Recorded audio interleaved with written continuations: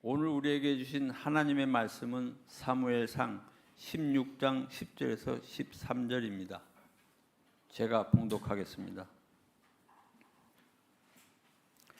이새가 그의 아들 일곱을 다 사무엘 앞으로 지나가게 하나 사무엘이 이새에게 이르되 여호와께서 이들을 택하지 아니하셨느니라 하고, 또 사무엘이 이새에게 이르되 내 아들들이 다 여기 있느냐? 이새가 이르되 아직 막내가 남았는데 그는 양을 지키나이다. 사무엘이 이새에게 이르되 사람을 보내어 그를 데려오라. 그가 여기 오기까지는 우리가 식사 자리에 앉지 아니하겠노라. 이에 사람을 보내어 그를 데려오매 그의 빛이 붉고 눈이 빼어나고 얼굴이 아름답더라. 여호와께서 이르시되 이가 그니 일어나 기름을 부으라 하시느니라. 사무엘이 기름 뿔병을 가져다가 그의 형제 중에서 그에게 부었더니 이날 이후로 다윗이 여호와의 영에게 크게 감동되니라. 사무엘이 떠나서 라마로 가니라. 아멘.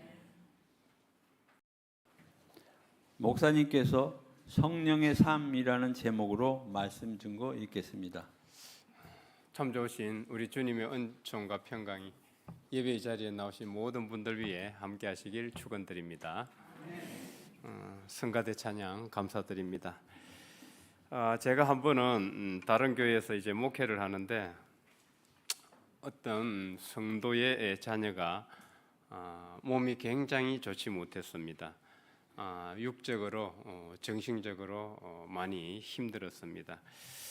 그래서 그 성도가 저보고 예수님의 제자들은 오순절날 마가의 다락방에서 성령을 받고 병고침을 했는데 목사님은 왜 병고침을 할 수 없습니까? 하고 묻더라고요. 그래서 제가 딱히 할 말이 없어서 제가 부족해서 그렇습니다 라고 대답을 했습니다. 그랬더니 그럼 목사님은 성령의 임재가 없으신 거네요, 이렇게 결론적으로 말씀을 하시더라고요. 그 말을 듣고 참 목사로서 자괴감이 들기도 했습니다. 나는 목사로서 왜 성령의 능력도 없고 저 갈급한 성도의 자녀의 병을 고쳐줄 수 없는가? 그러나 시간이 지나면서 뜨거운 체험, 놀라운 능력, 신유의 은사가 많이 성령의 삶이고 성령의 능력이지 않다는 것을 깨닫게 되었습니다.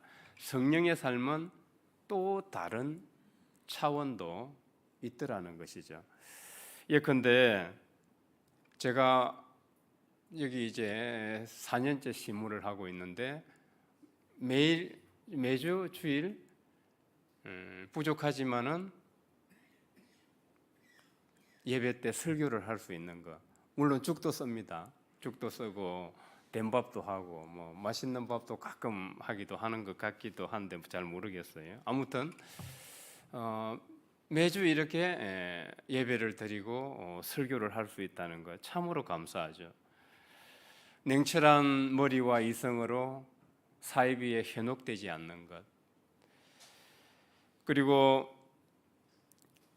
따뜻한 마음으로 어려운 처지에 있는 사람들을 공감하고 위로할 수 있는 것, 잘 안 되지만은 나의 마음 씀씀이를 하나님의 주파수에 맞추려고 노력하는 것, 형제의 손을 잡아주고 의지처가 되어주려고 하는 것, 이 모든 우리의 일상이 성령의 삶이라는 것을 나중에는 깨닫게 되었습니다.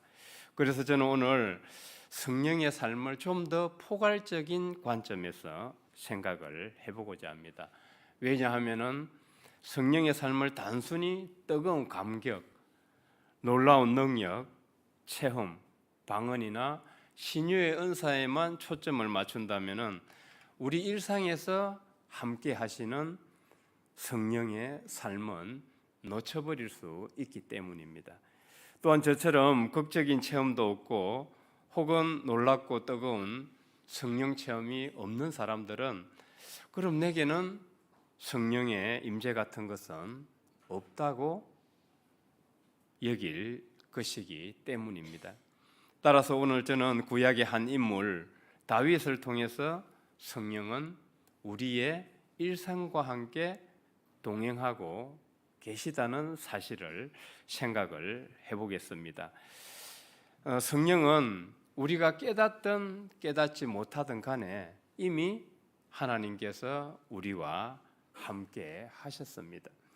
오늘 하나님이 주신 성경 말씀에는 하나님은 유독 그 많은 아들 중에 사무엘의 다윗에게 기름 부음을 하십니다. 그래서 사무엘은 하나님의 말씀대로 기름을 다윗에게 부었습니다. 그랬더니 다윗이 여호와의 영에 감동되었다. 성경은 이렇게 표현을 하고 있습니다. 여기서 여호와의 영은 우리는 성령으로 읽을 수 있을 것입니다. 또한 감동되었다는 것은 성령의 임재를 느끼고 자각했다는 것으로 우리는 생각을 해볼 수가 있습니다. 그러면 다윗은 사무엘로부터 기름 부음을 받고 그때부터 성령과 함께 동행했느냐? 그거는 아닙니다. 다윗은 사무엘로부터 기름을 부음 받기 훨씬 이전부터 이미 성령의 사람이었습니다. 그가 들에서 홀로 양을 칠 때 아무도 보지 않는 광야에서 박수 쳐줄 그런 관중도 하나 청중도 없는 그 적막한 들판에서 그는 자신에게 맡겨진 책임을 아주 성실하게 지켜내고 수행했습니다. 이것을 은유적으로 읽는다면은 다윗은 그저 매일같이 자신에게 주어진 그 일과 업무를 혹은 일상을 성실하게 살아냈다는 것이죠. 성실하게. 여기서 중요한 것은 그의 그 일상의 성실함이 결코 하나님과 분리되지 않았다. 하나님과 연결되어 있었다는 사실입니다. 여러 시편 시편 중에 여러 시편이 다윗이 썼다는 것은 잘 알고 계실 것입니다. 다윗의 이 시편이 어디서부터 시작되었을까를 우리가 곰곰이 생각을 해본다면은 다윗이 그 적막한 들판에서 양떼를 키우면서 자기에게 주어진 일에 최선을 다하면서 짬짬이 수금을 타면서 하나님을 찬양하고 하나님을 묵상한 데 있다는 거예요. 거기서부터 다윗 시편의 씨앗이 심겨지고 성장하기 시작했다는 것입니다. 그래서 성경은 다윗이 하나님을 깊이 신뢰하면서 자기의 일에 성실하고 최선을 다한 것, 이 역시 성령의 삶이라는 것을 잘 말해주고 있습니다. 그래서 우리도 마찬가지인 것 같습니다. 우리가 내 안에 성령이 계시다, 이걸 우리는 지금 잘 자각을 못해요. 잘 느끼지 못하고 있어요.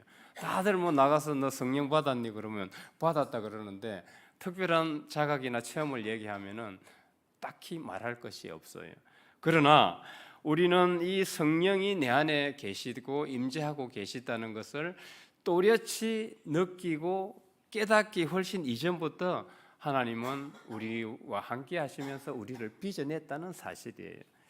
우리를 이 자리까지 인도하시고 절망의 골짜기에서 우리가 희망의 발걸음을 한 걸음 더 내디딜 수 있게 힘을 주신 것, 하나님이 침묵하시는데도 우리가 기도 가운데 고난과 마주하며 인내하는 것, 어둠 속에서도 끝내 선한 길을 선택할 수 있었던 것, 이것이 다 성령의 함께 하심이고 성령의 삶이었다는 것입니다.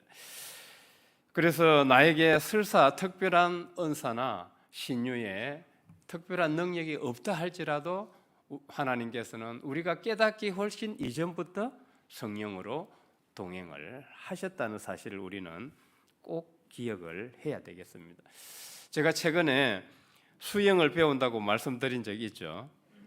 성도들의 기도 덕분에 지금 2주를 넘기고 이제 한 달이 됐습니다. 한 달이 됐는데 여전히 이제 수영을 해보신 분은 뭐 잘 아이고 저 목사님 초보구나 하시겠지만은 여전히 이 호흡이 힘들어요.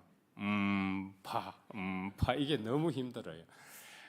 머리로는 되는데 물에 들어가면은 그냥 쑥 가라앉아요. 쑥 가라앉고 이게 계속 이게 돼야 되는데 이게 안 돼.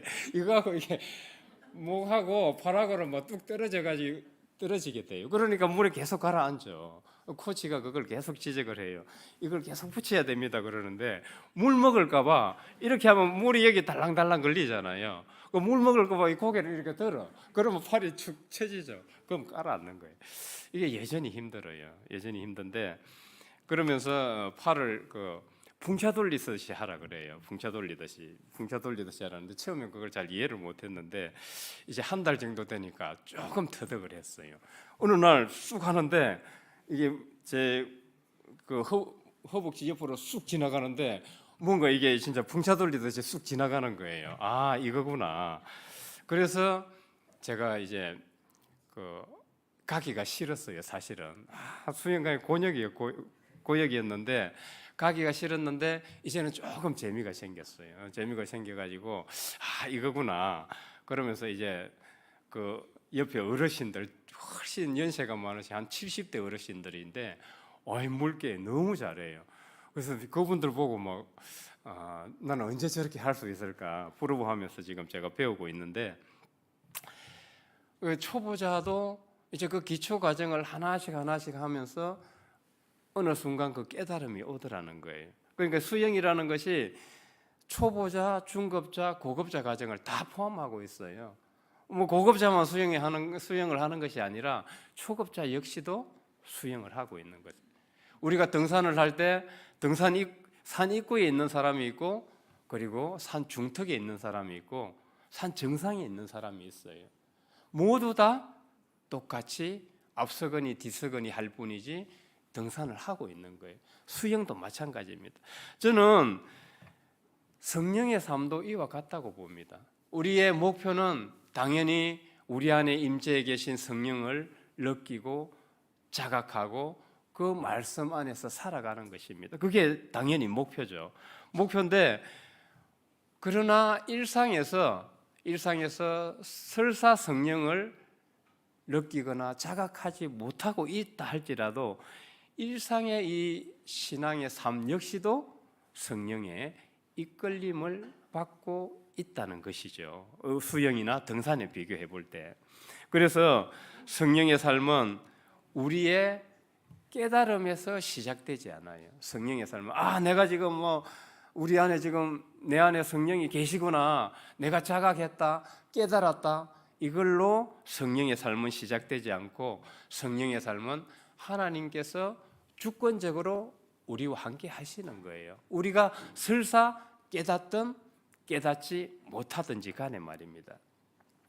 그래서 설사 내가 지금 아무런 느낌도 없고 과연 내가 올해 신앙생활을 이렇게 오래 했는데 나는 왜 성령의 뜨거운 체험이 없지? 설사 이렇다 할지라도 우리 역시 모두가 일상의 삶에서 하나님의 성령의 이끌림을 받고 있다는 사실을 꼭 기억하시기 바랍니다. 두 번째는 자각은 더 깊은 겸손으로 우리를 부릅니다.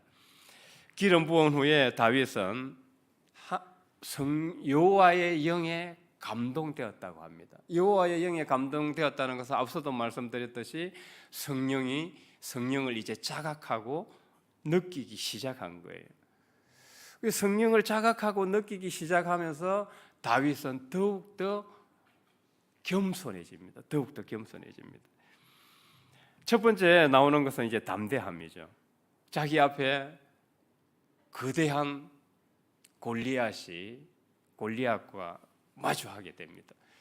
뭐 지금 역사학자들의 평가에 의하면은 분석을 해보면 그 거인 골리앗은 2m 80 이상의 장신이었을 것이라고 봅니다. 소년 다윗은 뭐 조만잖아요. 계란으로 바위치기 격입니다. 이길 수가 없죠. 현실적으로는. 그런데 소년 다윗은 그 거인 골리앗 앞에서 이렇게 말합니다. 너는 칼과 창과 단창으로 내게 나아오지만은 나는 만군의 여호와의 이름으로 내게 나아간다. 이게 바로 성령의 임재를 자각한 자의 담대함이에요. 일상적으로는 이 평범한 상황에서는 이게 되지 않죠. 여기서 중요한 것이 하나 더 있죠. 이 성령의 임재에 대한 자각이 다윗을 더 겸손하게 이끌더라는 것입니다. 다윗이 얼마나 겸손하냐 하면은 사울 왕이 자기를 죽이려고 나라의 군대를 동원해서 추격을 하잖아요. 얼마나 불안하고 떨렸겠어요. 그런데 반전 상황이 생기죠. 다윗이 오히려 사울 왕을 죽일 수 있는 두 번의 절호의 기회가 있습니다. 한 번은 동구에서 뒤를 볼 때, 한 번은 진을 치고 잠을 잘 때. 다윗이 사울 왕을 죽일 수 있는 두 번의 절호의 찬스가 있었지만은 막 옆에 신하들도 부하들도 막 부추기죠. 절호의 찬스가 왔다고. 그렇지만은 다윗은 그 사울 왕을 해하지 않습니다. 왜? 사울 왕 역시 하나님으로부터 기름 부음을 받은 왕이기 때문에 그것은 하나님이 하실 일이지 내가 관여할 일은 아니라는 거죠. 이런 겸손함이 있었어요. 그래서 성령이 내게 계시다는 자각은 내가 옳으니까 내 마음대로 할 수 있다는 그런 면허증을 가진 게 아닙니다. 오히려 더욱 하나님의 뜻이 무엇인지를 살피고 그 주파수에 맞추고 나의 삶을 기타 조율하듯이 이 피아노도 조율을 해야 되잖아요. 소리가 잘 나려면. 성가대도 같이 화음을 조율해야 되잖아요. 그렇듯이 나의 신앙과 삶을 하나님 앞에 계속 조율해 나가야 되는 것이죠. 그렇게 해서 더욱 이제 겸손해지게 되는데 우리는 오히려 종종 성령 체험을 받았다 그러면 이걸 막 권능으로 생각을 하고 과시하고 뽐내고 자랑하는 것으로 여깁니다. 나는 성령 충만했다. 막 내가 옳다. 그러나 예수님은 성령을 자각한 사람들이 어떻다는 것을 모범적으로 보여주셨죠. 예수님이 십자가에 달리시기 전에 겟세마네 동산에서 기도하실 때 대제사장이 군대를 동원해 가지고 예수님을 잡으러 왔습니다. 그때 예수님이 뭐라 그러셔요? 제자들은 예수님이 잡혀가지 않기를 바랬죠. 초라한 모습으로 능력을 보여주시기를 바랬죠. 그러나 예수님은 제자들의 그런 소원과는 달리 아주 초라하고 나약한 모습으로 붙들려 가게 됩니다. 붙들려 가시게 되는데 그 가시기 전에 이런 말씀을 하셔요. 내가 하늘에 12군단 더 되는 천사들을 불러서 이 상황을 싹 다 깨끗하게 정리할 수 있다. 그런데 왜 안 하느냐? 하나님의 뜻이 아니기 때문에 십자가 고난이 내가 가야 할 길이기 때문에 성경에도 그렇게 기록되어 있기 때문에 내 그 하나님의 뜻을 이루기 위해서는 내가 그 길을 갈 수밖에 없고 아버지의 뜻을 따라야 된다. 그래서 십자가의 고난은 곧 예수님의 자기 비움이에요. 예수님도 12군단 더 되는 천사들을 불러서 싹 다 정리할 수 있었죠. 우리 인간이라면 그리 하잖아요. 싹 다 정리하고 내 마음대로 할 수 있는데 그렇게 하시지 않았죠. 12군단, 한 군단이 로마 군대에서는 6천 명이라 그래요. 그럼 12군단이면 7만 명이 넘는 천사들을 불러서 다 예수님 마음대로 하실 수 있었다는 얘기죠. 그것은 예수님의 욕심이었죠. 그렇게 예수님은 십자가를 지심으로 성령을 자각한 자의 그런 표본, 모범을 보여주셨던 것입니다. 그러므로 우리도 마찬가지입니다. 성령의 임재를 깊이 자각한 사람이라면 내가 더욱 겸손해지고 내가 옳다는 목소리를 조금 낮춰야 돼요. 내가 교회에서, 직장에서, 가정에서 내 주장을 충분히 관철시킬 수 있어요. 내가 옳다고. 그럴 때조차도 우리는 그 힘을 잠시 내려놓고 상대방의 자리를 살피고 주님의 뜻이 무엇인지를 생각해 본다면 우리는 내 안에 성령께서 분명히 함께하고 계시다는 증거를 보여주는 것입니다. 세 번째로 성령의 삶은 넘어진 후에도 회개와 변화의 자리로 나아갑니다. 다윗이 기름 부음을 받고 성령의 임재를 자각했습니다. 겸손했죠. 그러나 사람이 완벽하지 않아요. 완벽하지 않아요. 사도 바울도 로마서에서 이런 말을 하죠. 내가 마음의 법으로는 선을 행하고 싶은데 육신으로는 악을 행한다. 그러니까 사도 바울도 이미 성령의 임재를 자각한 대표적인 예수님의 사도죠. 그런데도 불구하고 자기 마음대로 안 되는 거예요. 지금 우리도 그렇지 않습니까? 매일같이 좀 잘 살아보겠다고 하는데 돌아서면 잊어버리고 돌아서면은 자기의 그 파괴적인 습관을 계속 반복해요. 그 작심삼일이 여기에서 오는 거죠. 작심삼일이.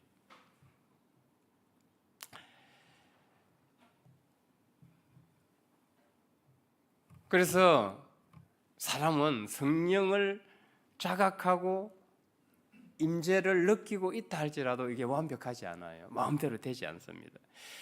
그래서 다윗 역시도 마찬가지로 하나님의 영에 감동되고 자각을 했지만은 아주 크나큰 범죄를 저질러요. 무슨 범죄를 저지르죠? 대표적으로 우리아의 자기 수하 장수 우리아의 아내 바세바를 범하게 됩니다. 지금으로 치면은 위압에 의한 성폭력이 되겠죠. 아주 파렴치합니다. 지금으로 치면 다윗은 왕에서 대통령에서 하야해야 돼요. 대통령 자리를 더 할 수 없습니다. 성폭력을 했죠. 또 그 남편까지 전쟁터로 몰아서 죽였기 때문입니다. 그런데 다윗이 그래도 겸손합니다. 나단 선지자 나단, 그 당시 이제 꼭 그 구약 시대는 왕을 이렇게 책망하는 선지자가 있었어요. 선지자들이 있었는데 지금 시대도 좀 그런 선지자들이 있었으면 좋겠는데요. 예언자들이. 어쨌든 왕이 잘못된 길을 가지 않도록 선지자 나단이 와서 당신이 바로 그런 사람이라고 책망을 합니다. 그렇게 질책하고 책망을 했을 때 다윗은 자기 왕의 권력으로 그 선지자를 짓밟지 않아요. 경청합니다. 그리고 여호와께 기도합니다. 하나님, 제가 잘못했습니다. 제가 죄를 지었습니다. 그러면서 이렇게 말하죠. 하나님이여, 주의 성령을 내게서 거두지 마소서. 제 왕의 자리를 지키고 싶습니다가 아니라 주의 성령을 내게서 거두지 마소서. 그 지배욕이나 권력욕보다 더 중요한 것은 하나님이 나를 떠나지 않고 함께 하시는 것이었어요. 이게 가장 두려운 것이었어요. 하나님이 떠나는 것. 우리는 그걸 다른 말로 하나님께서 촛대를 옮기신다 그래요. 촛대를 옮기신다. 하나님이 촛대를 옮기시지 않고 나와 늘 동행하고 계시는 것. 이게 가장 중요한 것이었어요. 다윗에게는. 그래서 이렇게 기도한 겁니다. 그렇게 이제 제자복을 하죠. 어떻게 제자복을 하고요? 하나님이여, 내 속에 정한 마음을 창조하시고 내 안에 정직한 영을 새롭게 하소서. 어떤가요? 이 기도를 들으면은 우리는 잘못했다고 기도를 해요. 회개하고 잘못했습니다. 그러나 내 내면까지 과연 바뀌었을까요?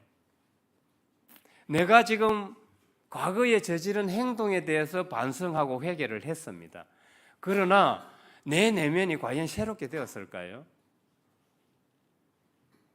이걸 생각을 해본다면은 우리는 다시 질문을 가질 수밖에 없어요.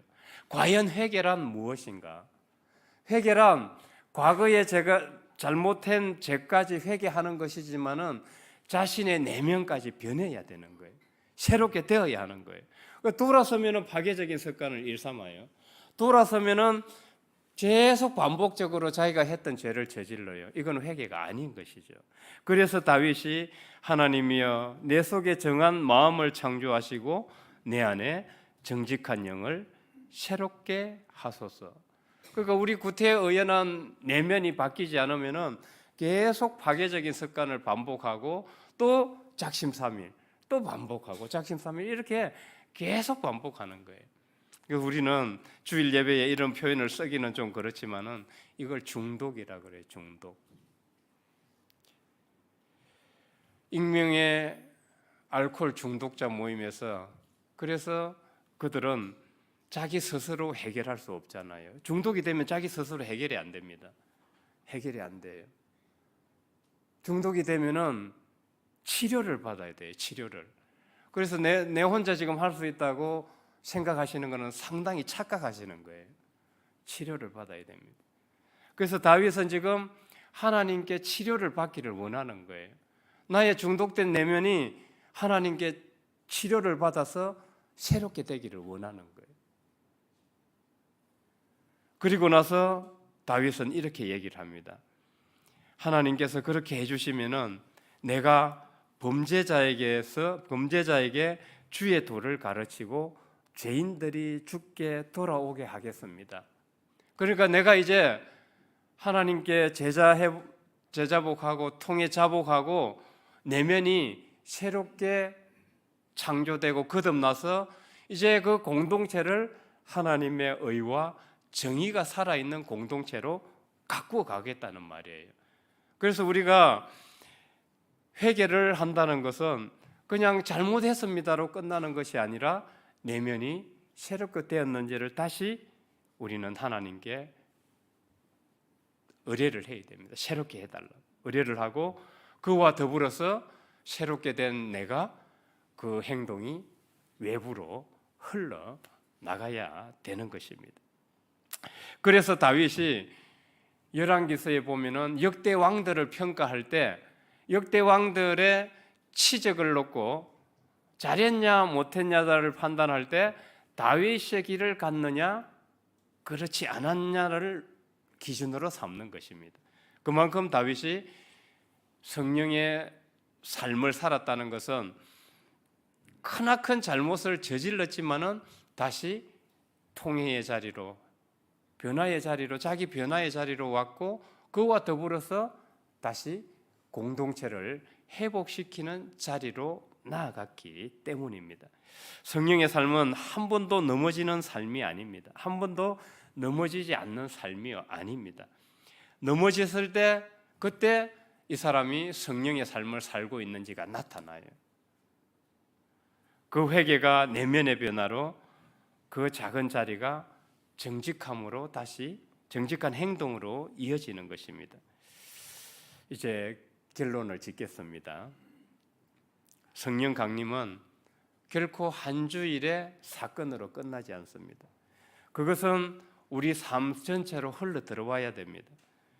그래서 화려한 체험의 순간들만을 성령의 삶으로만 보지 않습니다. 아무도 보지 않는 들판에서 자기에게 맡겨진 양을 성실하게 지켜내고 가꾸는 것, 능력을 받았을 때 오히려 자기를 낮추는 것, 넘어졌을 때 다시 무릎을 꿇는 회개가 있고 그 회개가 삶의 변화로 이어지는 것이 바로 성령의 삶입니다. 이 자각이 오늘 이번 한 주간 여러분 신앙에서 일어나고 그렇게 성령 동행함을 체험함으로써 복된 겸손의 열매를 맺고 또 자기 변화와 공동체의 변화로 나아가는 우리 모두가 되길 주님 이름으로 축원드립니다. 오늘 말씀을 통해 성령의 삶이 화려한 체험에만 있지 않고 아무도 보지 않는 들판에서의 작은 충성에서부터 시작되었음을 깨닫게 됩니다. 우리가 미처 알지 못한 때에도 주님의 영은 이미 우리와 동행하셨습니다. 다윗처럼 능력을 받을 때 오히려 자신을 낮추게 하시고 넘어졌을 때 다시 주 앞에 무릎을 꿇어 정한 마음으로 새롭게 되기를 원합니다. 이 한 주간 평범한 일상 가운데 이미 일하고 계신 성령을 자각하며 가정과 일터와 이웃 앞에서 작은 정직함으로 그 자각이 열매 맺게 하옵소서. 예수님 이름으로 기도드립니다.